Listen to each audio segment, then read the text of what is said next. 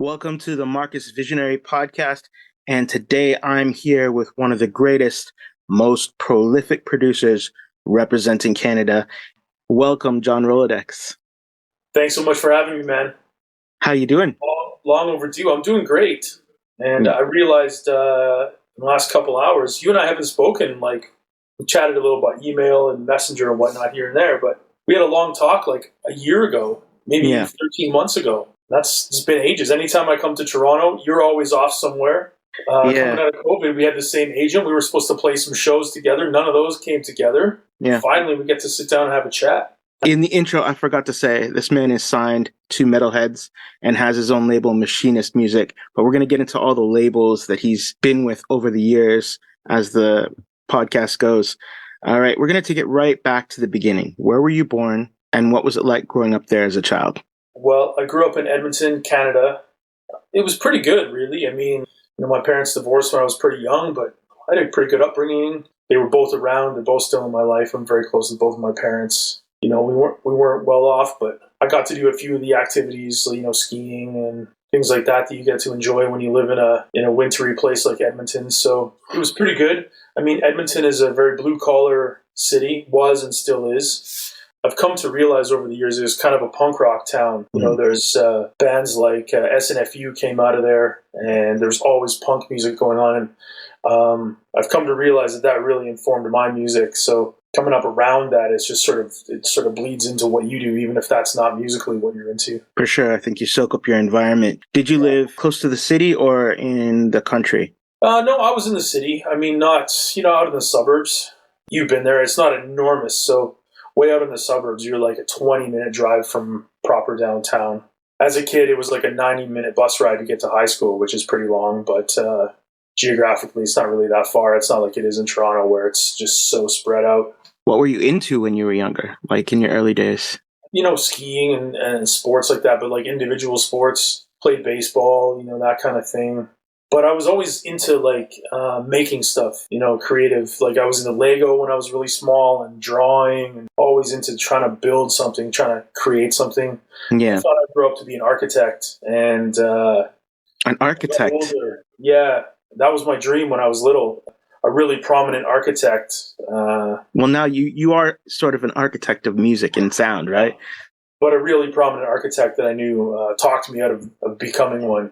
When I was about 16 or 17. Oh, yeah? Why did he talk you out of becoming an architect? Well, the story he told me was basically you need to live with a lot of lies to be an architect, because when you want to build anything cool that's going to cost $20 million, you got to convince somebody that they can do it for 10, even though that's not possible. Mm-hmm. And I think he had a lot of moral quandaries about that. So anyway, I kind of took that to heart and thought, well, that doesn't sound very good. Maybe I'll pursue something else. And all right. Which leads me to, when did you first hear music and something that was exciting and you said, you know what is that? Being kind of a creative type, I used to listen to this radio show that used to be on CBC called Brave New Waves. Patty Schmidt, the host, used to play things that were considered cutting edge, avant-garde, so that you have some indie rock and maybe some hip hop that was weird, or just about anything really. Aphex Twin. Not the first place I heard jungle, but the first place I heard jungle that really caught my ear. I used to record it and listen to it on the bus on the way to school. So I'd record it on tape and stick it in my yellow Sony Walkman.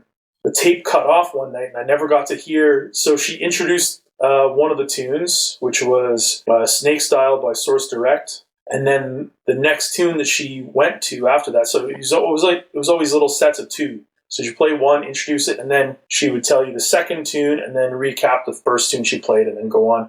Anyway, the tape cut off and I never got to figure out what it was. Turns out it was Jono You Big, Metalheadz number 6. My goodness. It took me a couple years to figure that out, actually. So was this around 94, 95? Yeah, right around that time. So that was like your introduction to the music? I had heard Smarty's Sesame Street maybe a couple years earlier. Yeah. And I was like, this is some corny shit. It's not really my kind of thing. You know what I mean? So technically I'd heard some hardcore, some jungle, maybe a little. And around this same time, me and some of my friends from school were discovering this little rave scene that was popping up in Edmonton. We were way too young to be involved. It was all people in university, people in their 20s. We're all in grade 10. We're all 14. And didn't really put it together that there could be jungle at a rave. Because even after my first couple of raves, there was no jungle music. It was like trance, house, a little bit of gabber and ambient and stuff like that, but there was no jungle. Do you remember what event that was, like, and who was throwing it? So the events, the first couple I went to were called, and I learned later that these were like the branding was fully borrowed from other cities, because in Edmonton we got our scene quite a bit later than everyone else. So this is probably fall of '95, I think. And okay. I think they had borrowed the branding from a series of raves in the UK that was like 2-3 years earlier, but they called them Summer School and then Sunday School. Okay. So they would throw them on long weekends, Sundays, when Monday was the bank holiday, and they did all ages ones. So we were able to get in there, and we were still like, they were all ages, but we were by far the youngest people there. Who were some of the trailblazing DJs back in the day in Edmonton around that time? Like, well, you had like Rob Triptamine, okay, who's a pretty accomplished techno DJ. Yeah, you had DeCozy coming out from Saskatoon in those days. He's obviously been in Toronto for a decade at least, probably 2 decades now. It's hard to remember. There was a lot of local heroes who never really got, much further than the Western Canadian rave scene of those days. Mm-hmm. The shelf life of a DJ in those days was pretty short. Any of them influence you and make you decide, hey, this is something that I'd like to get into? Yeah. So I'm not going to say the name of the guy because I don't know him, but the real turning point for me was one of the local heroes was DJing, and he stopped and looked at his pager in the middle of his set. That's how long ago this was. They had a pager before the cell phones. And I was like, well, if he's got time to look at his pager while he's playing his set, it can't be that hard. I can probably learn how to do this. Right. So you heard Source Direct, obviously the GOAT Dillinger, and yep. You know what? I mean, I was listening to you all day, so you can hear the Dillinger influence in those 808s, and we know back in the day you used to love your Amons and you love your breakbeats. Anyone else really influence you in those early days where you were just you absorbed them into your sound? I mean, it's hard to say looking back on the things that you've taken in and whatnot, but really it was Source Direct, Photek, and Dillinger were the 3 main ones. A little later, Optical started to come through, and that really made an impact on me as well. So all Metalheadz artists. Yeah. Big up Goldie. Big up all the Metalheadz crew. Yeah, for sure. Definitely. In the early days, after the DJing, obviously 94, 95, when did you start producing after that? I didn't play my first gig until 1997, where I was billed on a flyer and everything. Mm-hmm. And this is before you produced, right? This is before I produced. The thing was, I sort of messed around with playing with loops and stuff from about 94, just because of interest in computers and electronics. And not that I'm a real big computer guy. I got a computer when I was a teenager, and it was an interesting way to pass the night instead of watching what was on the one TV in the house. So I'd mess around with loops and do whatever I could to make something. What kind of equipment were you using back then? Well, we're talking about a Mac Performa, I don't know, one of the ones where it's all one unit and it weighs about 47 pounds. But it was enough that I could mess around with some loops and play with stuff.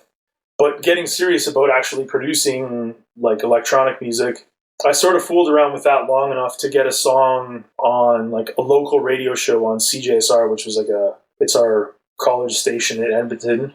We were hanging around the record shop one day, and a guy who had a radio show, who became a friend later on, he was just looking for local electronic music artists to feature on his show. He was looking to fill a whole hour or 2 hours or whatever of local music. And so we were like, oh, this is our chance to get a song on the radio. So me and a bunch of my friends all messed around and made something. It wasn't any good, I'm sure. But we gave the guy tapes. This is probably now 95, 96. Wow. This is still sort of separate from the rave scene that we're also participating in, because sometimes the connections, everything is all separate. Yeah. No, it's all connected at the same time. Because you were a promoter at one point, right? Well, sort of. I don't know. Are you a promoter? I get, I've had to dabble, right? Because I recall possibly coming down for you back in the 90s, or you were on the same bill as me a couple of times, I think, in Edmonton. Geez, I don't even remember. I remember the show. I remember playing in LA. I remember playing. Yeah. Anyway, I don't really like promoting. I'm not good at it. I never have been good at it. But I throw myself at it when I have to. I just threw a show a couple weeks ago that was sold out, which is a nice feeling. Right on. Especially I'm in Calgary now, and it was my first thing I've involved myself in the scene here. So Wait a minute, was that the one where you played all Rolodex music? yeah. Amazing. I didn't realize that that was your show that you were throwing. Because I'd seen you talking about it online, and obviously I've been watching the rollout for the album and so on. Yeah, so you threw that party. Where was it? We threw it at a microbrewery. Oh, okay. So it was a small venue, like 100 and something capacity. Nice. It was sort of like playing for the 1991 Chicago Bulls, man. I had people who work at PK Sound came and did the sound for me. Ooh, so now I know it was fire because they're really good at what they do. It was good. Sinistar came and played the show, and then the two opening acts were our headliners of their own right, Strange Manor and Kelsey Wadgett. My mom and my sister drove down for the show. Oh, wow. Family affair. Yeah, just to represent, because, you know, they know how much the Metalheadz release means to me, and wanted to make an appearance. So it was pretty nice, pretty heartwarming in that regard. Okay, you know what? To take us back, so how long did it take you to kind of develop and make something that you know what, I could send this out as a demo? Probably 4 years. Okay. I wasn't really working steady all through that. Sort of phases came and went. I fell in love with the DJing thing and was DJing a lot, not really interested in producing. I think what really kicked things off was Ray Keith was coming to Edmonton, Mm-hmm. and I saw an opportunity to put a demo in someone's hand who could really do something for me. Right. If that makes any sense. So I had like 3 months, and I just studied the small stack of Dread records that I had. Yeah. Just to try and figure out that sound and figure out what might get his attention. And I just focused that way. So Dread was the first label signing that you went with? Yeah. So that's a pretty amazing start. Big up Ray Keith. Yeah. Big up Dread. You know what I mean? Incredibly prolific label. And he's having a great career right now. You know what I mean? He's doing his thing. Yeah. So big up Ray. You went on to release quite a bit with him. So I did 3 EPs with him. Wow. And I also did a remix for him, which I still play, actually. Okay. His tune, he did No, No, No with Navigator. Right. Yeah, it still gets, you've got to pull back. Around what year was that? So that would have been like 2001, 2002. Okay. So DJing 97 all the way up till about 2001, 2002. Yeah. Once you got the signing, was it like a motivation where you're like, you know what, I can do this?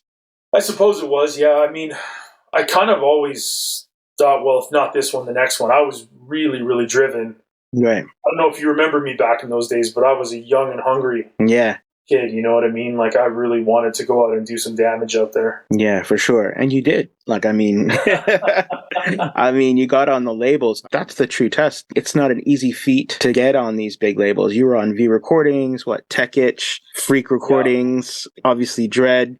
You know, the Mecca, the Holy Grail, which is Metalheadz, because you don't just get on Metalheadz. If you don't have the DNA flowing through your blood of Metalheadz, you're not getting on that label. Right. For me, I did it in my 20s, back in the early days, and then I went through all the different phases of life, left drum and bass, came back, decided I want to try and do it again, and kind of came back for a reappearance 16 years later. So I feel like I managed to make lightning strike twice. So 2001 was Ray Keith. After that, who else did you sign with? So at that time, when I had the Dragon EP, that's my first release ever. Mm-hmm. They sent me 3 test presses, and Goldie and Doc Scott came to town on the Metalheadz tour, and I gave them each one of my 3 test presses. Okay. And a CD of what I was working on at the time. So I was already getting the wheels, and because Metalheadz was always my goal. Around what year was that Goldie and Doc Scott came out?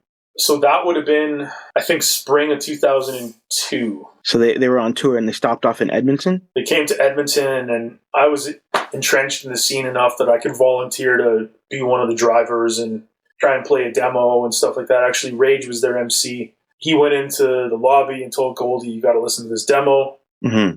Goldie came out. We sat in my mom's car. I played it for him. That must have been pretty nerve-wracking. It was. And then... how did it go, actually? Well, it went great. I pressed play on him, and he let the tune drop, and he looks over and goes, oh, that sounds like Source Direct. Like, okay, that's pretty good. That's pretty good. That's a good start. I came out to the car, and he's like, hurry up, we're going to go to dinner. And Goldie looks at him and goes, I'm signing this kid. Oh, wow. And I was like, wow. I won the World Series and the lottery at the same time. Yeah, that is unbelievable. And I mean, because people can only dream of being on that label and making, having the level of quality, which is one of the things I associate you with, like even from back in the day, but especially now. You've set such a high bar for yourself and for everyone else. You know what I mean? Was that 2002? Yeah, that's like April or something of 2002, somewhere around there. What came of that? You showed it to him and he said, you know what, we want to sign you. What was next? Yeah. So I started sending him more music. I was still sending Ray music. I think, I don't know, somewhere along the line we had 2 more EPs either done or in the process of being finished. Wow, you were hammering it at this point. Well, at that age, you don't really have much else to do. Right. Chase girls or chase beats or try. Yeah, right. I was still living at home. Into the phases where I moved out on my own, all I did was work on music all the time. Every waking moment that I wasn't at work or whatever. So how long after that did you get your first Metalheadz release? So my first release came in 2004. Okay, so about 2 years after that. Yeah, it took a while, but it was just a compilation appearance. Right. And I remember that with Stranger, right? Yeah, Stranger and Gremlins had one on there. It's a great release. There's a Seba and Robert Manos one on there that's fantastic. So, right. Photek is on that album. All right, so 2004, got your first signing to Metalheadz, and you joined the family. What comes next? Around this time, I'm starting to play in Europe, like as a Metalheadz artist and stuff. Wow. Get booked. And they had taken a lot of my music, but there was a lot of transition happening at the label, and a lot of that stuff didn't end up getting released. Some of it around this time I released on Tech Itch and on Freak. Things sort of fizzled. I came out to Toronto around not long after, 2006, and then Jump Up was all the rage, man. I guess as the years change, the sound develops and different things become popular. I look back on that now because we're in an interesting time right now where I guess you could say the dominant sound is like rollers and this like kind of new jump up mix. That's sort of the dominant sound. But the difference is now it's sort of everything happening all at once. Yeah. And it has been this way for maybe like 4 or 5 years, at least to my perspective. Whereas no matter what little scene you're into in this thing of ours, there's plenty of people that are executing it to absolute perfection. Yeah. Whether you're into drum funk or classic sounding jungle that sounds like it was made in 94, or you like really dark stuff, or you like really heavy stuff, or you want stuff that's atmospheric. It's exploding in every direction. There's people that are doing a beautiful job. It's never been healthier, in my opinion. Most of the greats make a variety of different things, Yeah, absolutely. And I think that's part of the discipline is sort of trying not to make yourself go crazy in the process. Right. It's very easy to be like, well, this tune it ticked all the boxes for a lot of people, so I want to make 8 more like it. But you somehow have to trick yourself into staying entertained, to staying in the saddle. I was listening to the Rainmaker EP today, and it's super diverse. It was like you're covering a lot of different bases, but it's all still very much John Rolodex, which is great. And I have a hard time seeing that. All the tunes sound like they're made by different people. But people are like, no, this all still sounds like you, though. I think a big part of it is a lot of us have matured as artists and as people. I'm in my 40s now, and I don't really need to try and be anything else. I can just be myself, and I'm comfortable with that. When I was 25, I had no idea who I was. I was just a guy out there trying to get on as many labels and play as many shows and do as many things. It's sort of like a shotgun approach, whereas now it's sort of focused. Mm-hmm. And I sort of go, well, I'm going to do what I'm going to do. Some people will like it, some people won't, and that's totally fine. You just roll forward. So how do you decide what the John Rolodex sound is going to be, currently, and where do you get your inspiration from? I've been thinking a lot about that lately because people are saying that my stuff sounds like jazz, but I don't listen to that much jazz. And of the jazz that I think my music sounds like, there's very little of it. Like someone said the other day that my stuff sounds like Bitches Brew, and it certainly does, but I almost never listen to that album. I've probably only heard it 3 times. I don't own a copy of it. I love it, but maybe it's because I'm trying to play off an imaginary version of it. Sort of like this dark, mysterious jazz that doesn't really exist in the real world. It only exists in my head, and I'm using that as my inspiration. Yeah, for sure. I heard it in the breaks today. I was like, wow. I was listening to some of it and I was like, this is like sophisticated drum funk with that Metalheadz DNA in it. Maybe it's because our influences are sometimes just absorbed, even though you don't listen to a lot of jazz. Like most of the jazz I listen to is like it's quite melancholy, but it's not like dark and spooky. I even went on a little like hunt on the internet and on Spotify and stuff during COVID, and I was like, what's out there? What's out there for spooky jazz? And these playlists, they're just like bullshit Halloween jazz or something. They're not what I'm trying to do. Maybe stuff like the old Spider-Man cartoon. Remember how there was sort of like a spooky jazz vibe to the soundtrack of that? That's probably bled in a little bit, and probably the Angelo Badalamenti stuff that he did for all the David Lynch movies. That's definitely had an influence on me. But I think even when I heard that stuff for the first time, I already knew what it was and was already like connected to it in this weird way. That David Lynch stuff until my 30s, and I already had this sound in the back of my mind this whole time. Yeah, because you know what? I think about that sometimes. Like for me, when I'm in the studio, like today I was making something and, the Detroit techno was coming in there and I grew up listening to R&B and soul and obviously it had a big reggae bass line in it. But like kids these days are growing up and they've been listening to drum and bass their whole life because it's like 30 years old now. Yeah. So like their references are drum and bass. What were some of your influences that you think you absorbed? Do you think that it influences your music today? Yeah, definitely. So I have a real tendency towards, and this is like more of a musical thing than a style thing, but I tend towards really discordant and uncomfortable chords. Right. And I get a lot of that. I think I got really into the Velvet Underground when I was a teenager, Mm-hmm. and a lot of their stuff is really like off-putting, difficult, challenging chords that are just like jarring. Right. I mean, I like that really sort of tense, uncomfortable sound. I don't want it to be hard and heavy as much as I used to. Mm-hmm. Maybe that's just being mature. I remember you telling me years ago that I'm not angry anymore. I don't feel the need to make angry. Yeah, my teenage I'm not days. angry anymore either. Took me a lot longer, I guess. Yeah. But I still I want to play with that tension. For sure. That cinematic. I want to transport you to a place that you've never been. Like you're exploring something. And I guess that's why I like those sorts of chords. Are you self-taught or did you study? No, I've picked up little bits here and there from other musicians who aren't self-taught, but I haven't taken a real lesson of any kind in my life. Okay, yeah. So you had some people who kind of mentored you and so on. A little bit, yeah, here and there, and that's been pretty helpful. I was lucky enough in the early days to have some people who took music theory in university to remember calling friends and being like, I can't figure out how to resolve this progression. Try this note. Excellent. That's super handy. You have just put out an album on the legendary Metalheadz label. Tell us a little bit about the concept and so on and so forth. So just to be clear, it's a 5-track EP. It's not a full length. It's Formless is like a kind of a representation of where I'm trying to go with my music. I don't want to say I'm trying to push the boundaries of the genre because that's a little ambitious, but I'm trying to push the boundaries of what I'm capable of and kind of where my creativity can go. So the title track, I really threw the rules out the window as far as the way I would do a track. The bass line comes in the intro. There's technically 3 or 4 drops depending on how you want to count it. Not your standard DJ friendly. No, I know how to play it, but I built the thing, and it's still not that easy to mix. Right. But I wanted it to be about the music, not about being a DJ tool. It's kind of the opposite of a DJ tool. That said, when I played it at the release party the other day, people who hadn't heard the EP were shouting, "What the fuck is this?" And I had to point at the record behind me on the shelf, like it's this. This is the thing.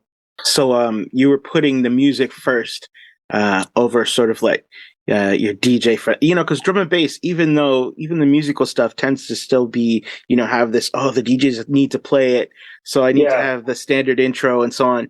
But you decided, you know what, forget about that for this. And I've got to shout Metalheadz for this because Goldie may come back with criticisms of your music, but he's never going to call you and say he wants you to put a hi-hat in the intro to make it mixable.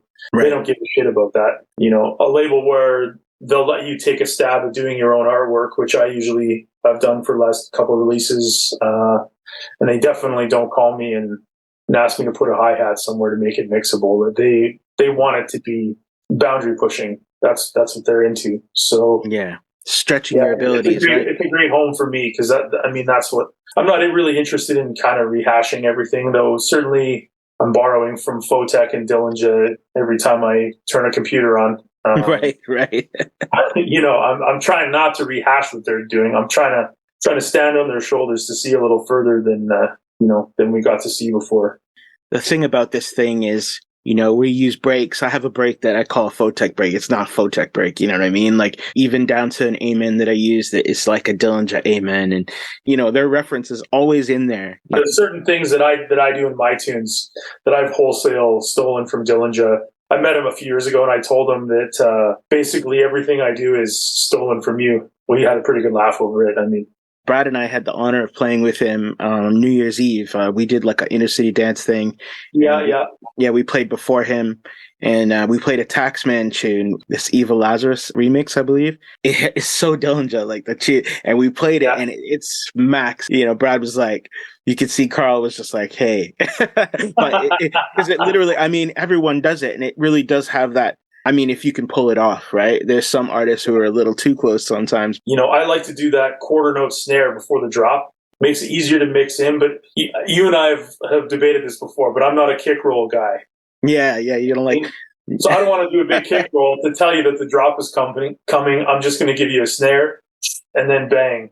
Right. So I do that a lot, and that's... I don't know if he invented it, but there's a lot of the old Dillinger tunes, the ones that are my favorites. He does that. Yeah. Actually, what are some of your favorite Dillinger tunes off your top of your head? Well, I Want to Know off of, I think it's off of Nasty Ways. Yeah. It does that thing. That tune is, well, Nasty Ways. The whole EP is just... The EP, so he put the EP out as a single, like kind of pre-release, and it's got I Want to Know and Nasty Ways, and I can't remember the other two tunes, but it's just like, those are still my favorite ones off the album. All right, so you've been in the industry for how long now? Since like 1990, 94, 95? Not as long as you, but the difference is percentage-wise decreasing. I think last year was my 25th year of being paid money to play music for people, which is crazy to think about. Beautiful. Yeah. So, you know what? We're gonna get into the ups because I like to keep it positive. But let's talk a little bit about the downs, because you know what? I remember coming to Edmonton at one point because I've been out there quite a few times, and I think we had just hooked up to go out for food. And it was great. I was just like, you took me to a pub or something like that. And I don't even think you were doing music at the time. There was a down and there was a break. Tell me a little bit about that. I think for me, I fall out of love with this thing because it doesn't always love you back. And yes, try as I might, maybe I think I'm a little better at it now than I used to be, but I think I have a little bit of a thin skin, and sometimes things don't go the way you want to go, and you try and reconcile that. I mean, the smart play would be to just keep working. Yes. And I think over the last few years, I've learned that my real love of the thing is not so much the outcome. It's the work itself is what I love. Right. The process. And part of it is because the differential between like finishing a tune and getting it out is so long. Now I just learned to love finishing the tune, and when it comes out, it comes out. That's its own. Sure, you can blow a whistle and fire off a confetti cannon when that comes out, but for me, the confetti cannon should get fired when you're done with the tune and you're happy with it. You know what I mean? I know there's a really long wait time at Metalheadz because there's so many prolific artists, and they do vinyl, and it's like there's a crazy amount of good music. It's not even funny. Do you ever worry about something being too old, or feeling that? Yeah, I do. So right now they have a lot of music that I've made since this last EP, and I'm kind of looking at it going, what do I think this is? Maybe I'm informed by the problems we talked about earlier, like the jump up era happening and all that other music. And I also have noticed over the years the technology for mixdowns and mastering is changing so much, so quickly.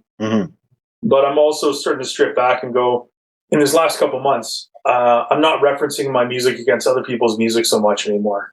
I don't want to try and be that loud anymore. I don't want to try and do a drum funk tune that's also as loud as Noisia or or break, because those are different conversations, and you really need the space between notes, and you can't smash the living hell out of each transient. I was gonna say, Brad and I, we play everything in a set now, right? Yeah. With Inner City Dance, like we've been doing these like all night long things, and we're going from Coco Bryce to Dillinger to Marcus Intellects, Alex Reese, and so new and old. And the funny thing is, especially like there's a crop of jungle guys who are just like, okay, we want dynamic, so their stuff's quiet. And Brad always says, you know what, I'm not going to worry about that. He's like, that's what the EQ's for. That's what the gain is for. That's what the gain is for. Yeah, let's go out and DJ. And, Brad just being not a producer, but a DJ, it's just like some people are afraid. Someone said this to me the other day. The problem with a lot of like the jungle stuff currently, they're not playing it with the drum and bass is because they feel like the production standards not quite up there. But I think if you're feeling the track, and I actually like the jarring changes, it's kind of like I'm the kind of guy, I like record scratch. I like the analog hits. Oh, yeah. All these things. So all these things are part and parcel of this whole thing we've been a part of for most of our lives now. Dirty and clean, right?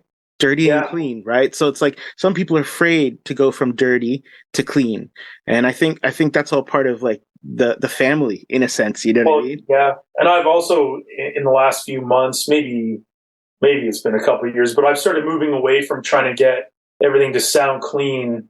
Mm-hmm. And then make it sound dirty again. Sometimes if it was dirty the first time, that's what you liked about it. So one of the new tunes that I've finished, it's called Seeing Around Corners, and it's got a break in it that's just full of hiss.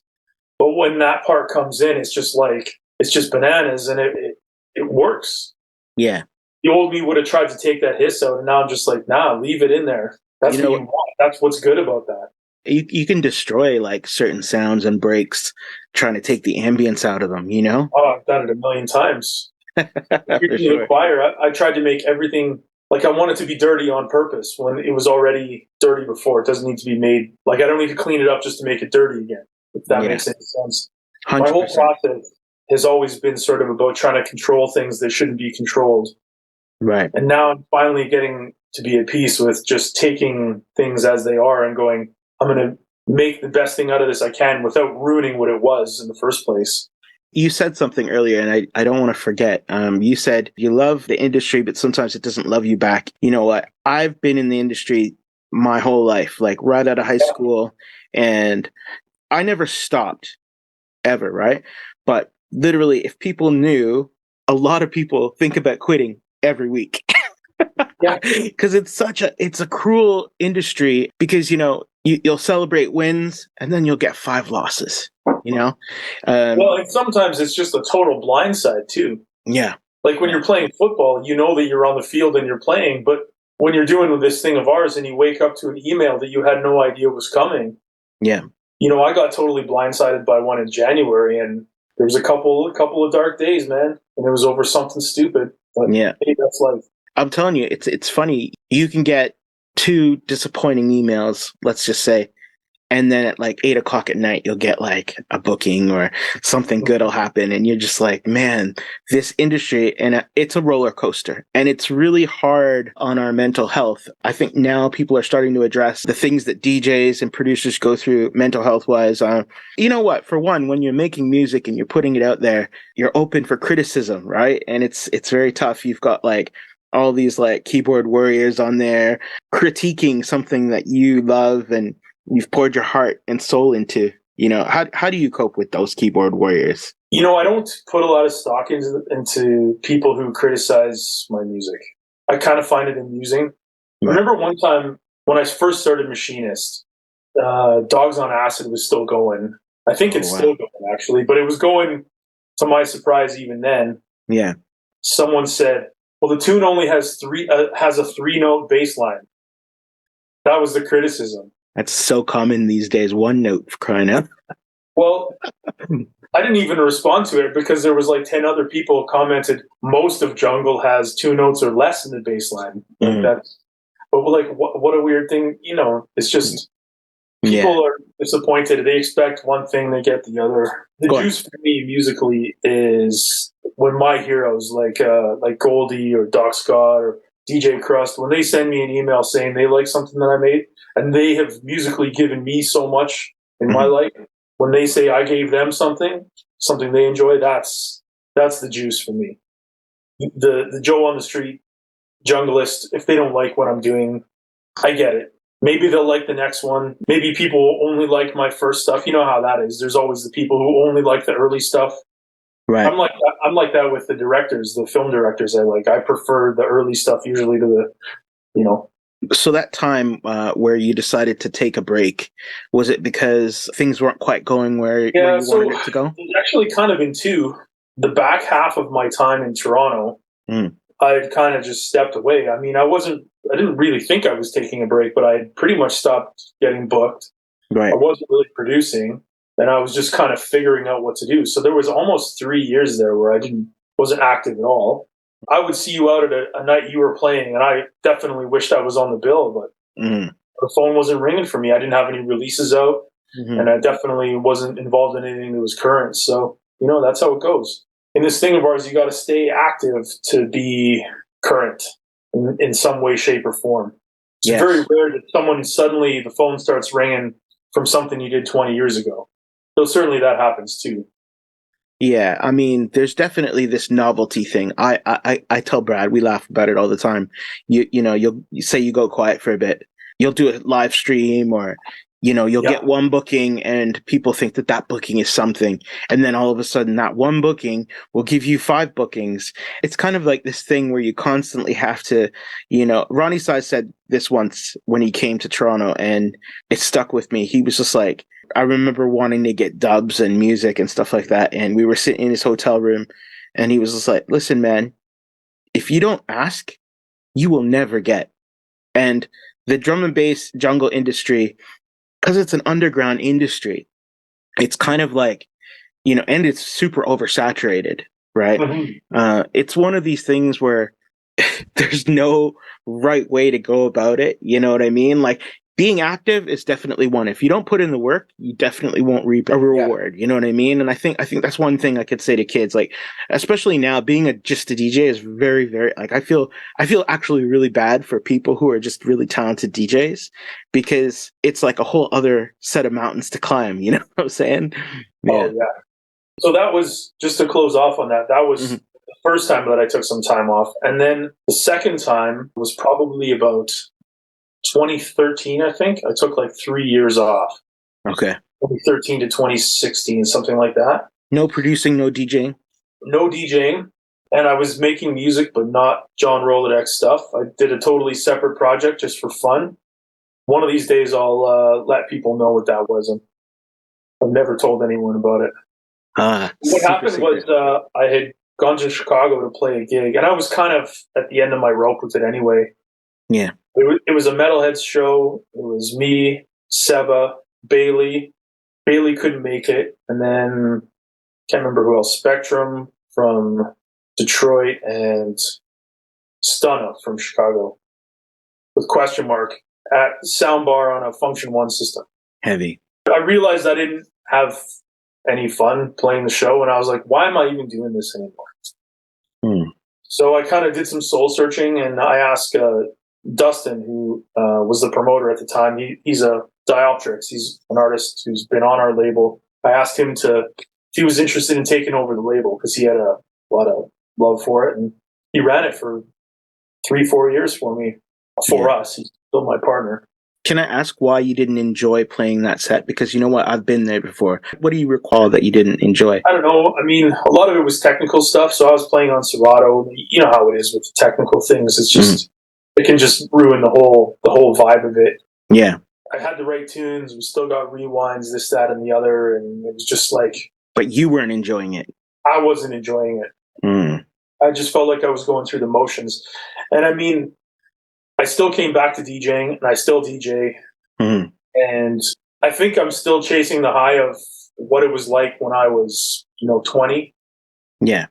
When it was like exciting for the first time, and you're playing at a sweaty rave, and it's just like everything's going crazy. You know what I mean? So I think what it is we've been doing this for so long, and you've probably played 10 times the DJ sets I have, because you're a much more prolific DJ. But I've still played enough I think what we're doing is we're chasing that 1% that's missing. Yeah. And no one else can even see that. You know what I mean? We're just looking for that little bit extra, and maybe we didn't feel as connected to the crowd as we have other times or whatever. But say you're in some city that you've never played before, and maybe you're the biggest act that came through that year, and that's the highlight of their year. We've got to remember that it's about them, really. It's not about us so much. You know what? I'm wearing this drum and bass Collider shirt, and I just went out to Montreal. Big up Toby. I was just talking to the guy. Yeah, and it's incredible. But I will tell you, these people like it hard. And it's funny because I spent about 2 days prepping my crate, and I was so proud of myself at the end because I put so much music in my crate that I was able to adjust. Because the thing is like you show up, and this is a metal rock punk nightclub. So 400 people in this metal rock punk nightclub. I come in, Remedy is tearing it down, like playing harder than I've ever heard her, because she plays very bass line, very melodic, like, and very groovy. She's just Nero tech step, like just murdering it. And I didn't even start my set. I mixed into her and just kept going like that. It made me say, you know what? This is the game. Like, I think the thing about drum and bass is like you get thrown into the fire all of the time. Yeah. And people don't understand. It's just like, yeah, there's times like certain artists, like if you book them, you better be prepared. Like Caliber. Like say he came to D&B Collider that night, right? Yeah, he's not going to play current value. He's going to bring it right down to Caliber, right? Only so many artists can get away with that. I'm more of a DJ. Do you find that you can do that now? Can you go, I mean, after you did your all Rolodex? Well, listen, that was my first time ever doing that, and it felt great. But it was also the ideal environment. It was an event that I threw in celebration of my own release. And I knew 3/4 of the people in the room, and they were there to hear me, right? There's certain things I could do well and certain things I probably couldn't do too well. Mm-hmm. Playing heavy at a night like that, I got that. I got that for days. Right. Playing maybe a liquid set, I could pull that off. Mm-hmm. If it was like, could I play a jump up set could I slot into one of those like big jump up nights somewhere where it's all like the heavyweights of jump up? I don't have those tunes. Right. I don't have the tunes. I mean, I think I know how to mix it, but I mean, I don't know what's going to go off. But, we all have our raga. I can't play a ton of raga. I got this tune, that tune, few here and there, right? I think a lot of people don't understand the difference of being a DJ and a DJ producer, right? Because sometimes I get hired and they're like, listen, we're booking Marcus Visionary and we want to hear your stuff, your camp stuff, you know what I mean? And what you really love. And I love when promoters tell me that, because most of my bookings now are still play everything. What do you want me to play? We want you to play everything. And play everything nowadays is like, it's wide. Yeah. Yeah. So I stay up on my beats, Well, it's time consuming too. Like when I was doing the radio show a couple of years ago, I was going through, I would maybe pick like 100 tunes out of the 300 or 400 I get sent every month. Mm-hmm. And then I would make a show out of those 100 tunes. It takes so long. It does, man. It took me 2 days to prepare for this one gig. I mean, but that's the job, so I can't complain about that. Coming off the back of the album coming out, are there any plans to tour? Playing in Dublin, March 31st. Okay. And Paris, April 8th. Wow, those are great. Enjoy Paris, man. The food there is just unbelievable. I've been to France before, but not to Paris, so I'm pretty stoked. Wow. It's spaced out. There's nothing in between, so I get a few days in each city to chill out and spend some time with friends and catch up. So you gonna go do all the museums and so on? I'll probably do a few museums. Mm. It's pretty easy to get museumed out for me, but I'll probably do the Louvre. Yeah, soak it in, man. Definitely. Yeah. How long are you going to be out there for? I think I'm gone for like 12 or 13 days, so it's a pretty short one. Where was your favorite place to play? One of my favorites, you were there, I think, was at the Opera House. Okay. The second time I played there, when I first moved to Toronto in 2006. Fought for Kenny, like right before Kenny and... for Ryan, Ruckus Empire? Yeah, Ruckus, yeah, exactly. Amazing. Wow. What sticks out in your brain about that? Because that's a very specific set, like, wow. Yeah, it was. Well, it's probably helped by the fact that I have the recording. It's not a great set. Like, technically there's lots of mistakes and shit like that, but just the crowd was vibing off it. Trad was emceeing for me, and it just everything kind of working. And part of it, it was on my home soil up until that point. Most of the big shows I'd ever played, other than at the Opera House, were in Europe and stuff. So, do you have a standout show in Europe? I have a couple that were pretty interesting. I played a huge party in a place called Austin in Belgium, which was, I think, like 12 or 1,400 people, and I was the headliner. That was up for me. That was a pretty big rave at the time, and it was a really small town. Like I think maybe 70,000. Like someone out there in internet land is googling to see how wrong I am, but it was a pretty small city to have such a big rave, and I was probably a little out of my depth headlining a show like that, but that was pretty cool. I also got to play at therapy sessions when that was a thing, and I played early, and my first tune got 4 rewinds. Nice. At like 9:30 or 10 o'clock, and that was a pretty cool feeling. Nobody parties like the UK, Ben. I'm telling you. Yeah, well, they know their stuff. So people had taken the train to London from all over just to see my set and get home in time that they could still get up and go to work. Right. When we got home at the end of the night on DOA, there was like a whole thread that was just called John Rolodex at therapy sessions, because I was the one that was on early. Right. It wasn't, I think Loxy was on, Gridlock was on, Dylan was on. It was stacked. Are you looking forward to touring? Are you looking forward to DJing again? Like, are you sinking back into it? And like, I am. Yeah, I'm finding my groove with it again, and I feel like I'm in a place now where people are anticipating my music enough that they want to hear my music that I have to play, and maybe the stuff that I'm feeling that fits in that context. Sort of like you were saying, your stuff and your camp. I feel like I'm in a great position to do that again. I don't feel like I need to go out and do, 6 double drops and the stuff that I used to do back when I considered myself a really good technical DJ. Well, I think that's the ultimate goal, is to get to a place where you don't have to prepare for 3 days to do one gig, especially as a producer. I mean, ultimately, we'll still have those skills as long as you have the crates to draw the tunes. For sure. If you play 10 tunes in a row and they're not feeling it, you're going to need to change it up. Yeah, 100%. Remember having dinner with D-Bridge one time, and he was talking about playing at Bass Coast, and he went on the mic. He played like 1 or 2 tracks and went on the mic and was like, does anyone mind if I just play minimal techno? And everyone was like, yeah. So he just played a minimal techno set. I mean, that's the goal, is just to be able to play whatever you want and take the crowd with you. Yeah, he's super eclectic. Yeah. I think for me, the segue would be more towards doing a live PA, though. It's something I've been mulling over. I haven't really started looking at the technical side of it too much. I mean, I have some abstract ideas of, how I could go about it. But I think there's, the 3 or 4 tunes that I always like to draw that I would miss playing because they're not my tunes. So, I don't know, maybe I bring a turntable and mix them in and mix them out. I don't know, something like that. But, yeah, you could probably have a CDJ just like in a mixer attached to your setup. You could. It's just Are you talking about live mixing, like sort of live mixing tracks, stems? I think I would do it down to stems, but then I would also try and present the music that, like, I give you the bass line from this tune with the drum kit from this one, and then transpose this other one over top so it's in key and make something new. Oh wow! I'd like to be able to do that, just because then it's a new experience and it's a new reason to come out and see it.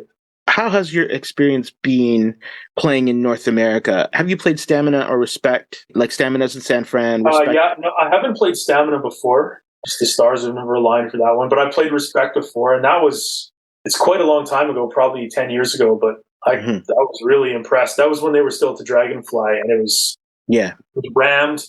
People were up for it. They were into just about anything I would pull out. They were up for it. It was. LA's had us beat for a while now. They've definitely got the biggest scene in North America. Have you had an opportunity to play any of these Canadian festivals yet out in BC? No. Listen, we're putting him on blast, guys. Bass Coast, Shambhala, you know what I mean? We want to get down there. I want to get down there as well. Well, Goldie's playing Sham this year, and oh, wow. I sent him a message, and I was like, hey, can you put me on? He's like, okay, but we'll see what happens. Oh, okay. I'm not holding my breath. I know how tight the lineups are for those stages and stuff. That stuff is all decided like months and months and months ago. Well, it's great. I love to see that Metalheadz is moving around again. I saw Gremlins is going out to Miami Yeah, that's a good look for him. That's going to be a crazy show. Yeah, for sure. Like, so it's nice to see because I was thinking like the scene really needs like Rupture's, I think, the closest thing to what the Blue Note was doing.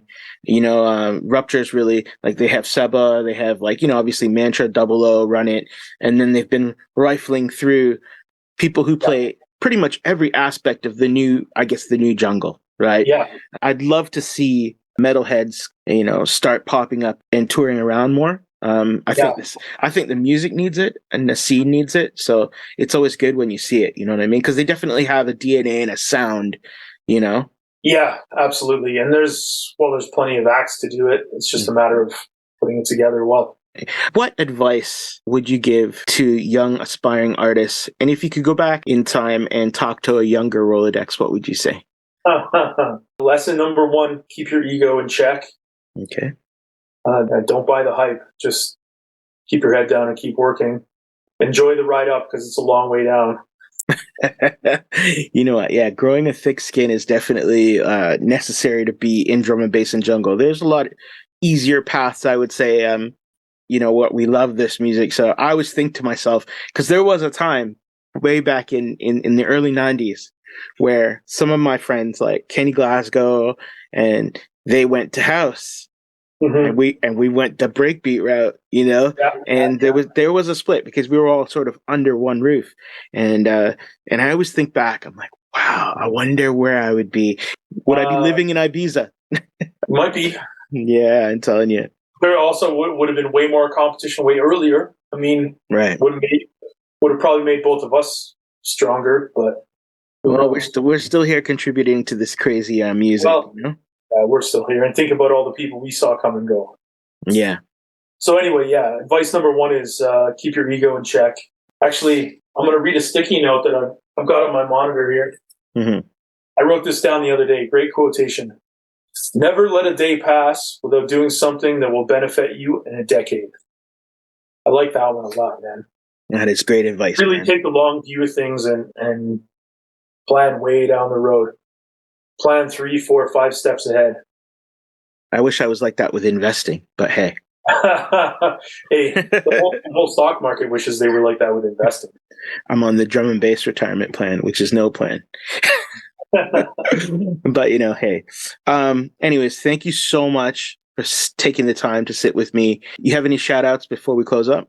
Heads crew for sure. Goldie and Tom. Big shout to them. My girl Kayla, who's waiting for me at home. My family. The Calgary crew who turned up for the release party a couple weeks ago. Yes. Big shout to them. That's a great feeling. Dustin, my partner in the label. All the crew I'm going to see in Dublin and Paris in a few weeks. Excellent, man. Well, I wish you nothing but the best. And likewise, man. I look forward to what's coming for John Rolodex. We're going to do this again for sure. Sounds good, bro. All right, man. Bless. Hey, big up. Take care.